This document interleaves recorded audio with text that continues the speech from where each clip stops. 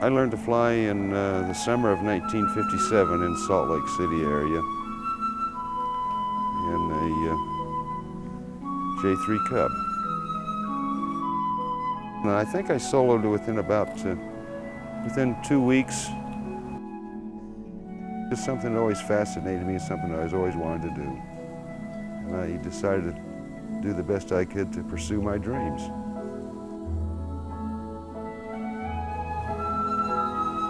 I always marveled at how eagles could soar, and I always wanted to emulate that. That's something I always wanted to try, and so I kind of patterned my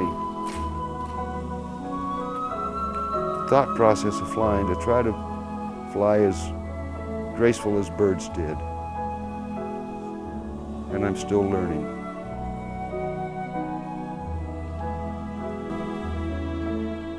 I had learned to fly basically in a conventional geared airplane. Most of my flying was in a conventional geared airplane, so I was comfortable in them. I flew Cubs and T-Crafts and Luscombs and Ronicas, and I can't remember all of them. 170s, 140s, and 180s when I was in Idaho Falls. So I always kind of enjoyed the 180. Bob Adams, who was from northern Utah, who was flying co-pilot for me, we got talking, decided, well, let's buy a 180 between us and so we can go up in the mountains and have some fun. In the meantime, Bob's parents had a ranch south of Twin Falls out on the Idaho-Nevada border, and that was a dirt strip, so it just made sense for us to buy a 180. A friend of Bob's who was run the bowling alley at Evanston, Wyoming, had this airplane for sale. Queried him about, would you sell it? And he said, yeah, I'll sell it, and he'd give us a price. So we said, okay, we'll buy it. And then he kind of backed down the deal, so we waited for probably, I don't know, approximately a year later, 77, and he called up Bob and he says, well, he says, I just about ground looped a 180 and it's kind of scaring me and I'm getting old, and he says, I don't want to ruin it. He says, I'll sell it. So we bought the airplane. So that's how we ended up buying the 180, and we've had it ever since.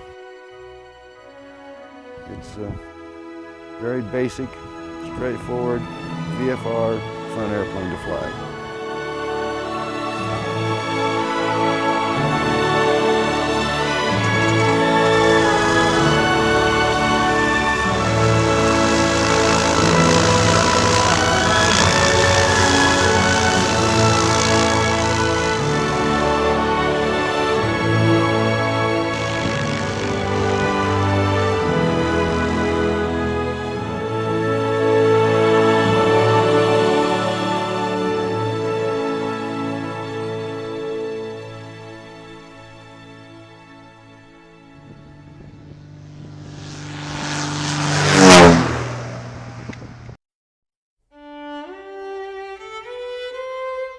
I always kind of considered that I was the navigator, I was the operator, and I let the airplane do the flying. It was my job to make it fly as smoothly, as efficiently, and as safely as I could. I've flown this airplane enough to know that if I don't pay attention, it'll bite me. And I don't like being scared. So I try not to do things that scare me.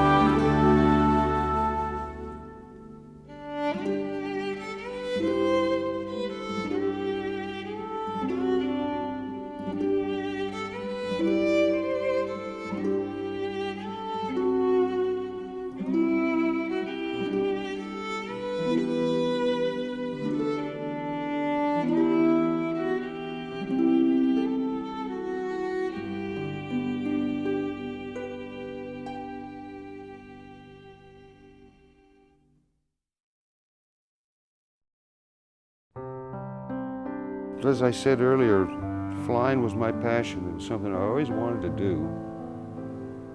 And the airline career was just, that was the ultimate flying position. And so I hired on with Western Airlines in 1963. I flew the DC-6s, the Lockheed Electra, the Boeing 707s, and the Boeing 737. They were all fun airplanes, but the 737 flew more like this 180. Just a smooth, maneuverable, fun airplane. And that's why I elected to stay on that airplane for as long as I did, because it was just such a joy to fly.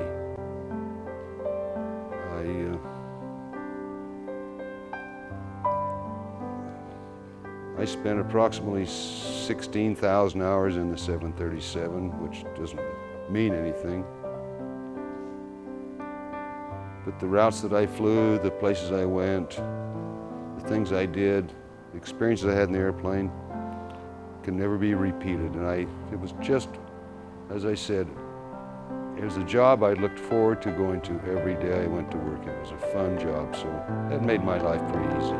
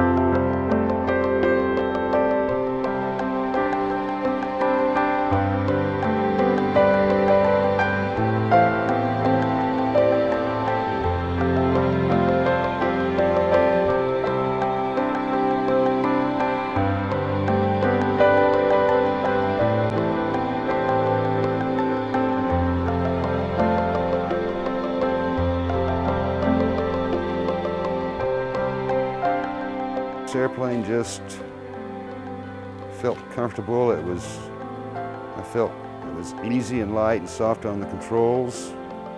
I never felt you had to jerk it or yank it around to do what you want to do in it.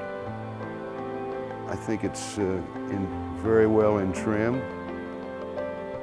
And I've always tried to fly it. It's kind of I should be able to take my hands off the controls about any time in flight, and the airplane should stay where I want it to stay.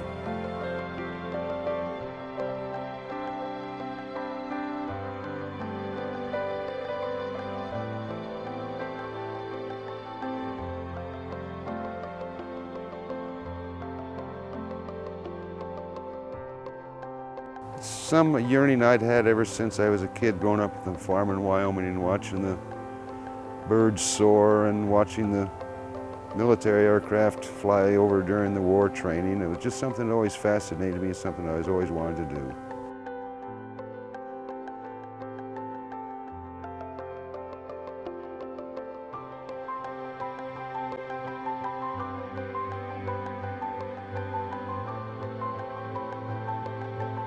I thoroughly enjoyed it. I felt I was the most lucky person on planet Earth because I was doing exactly what I wanted to do.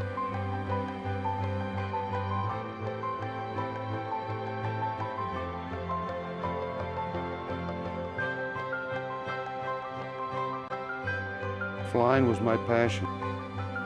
For a farm boy from Wyoming, it was my dream come true.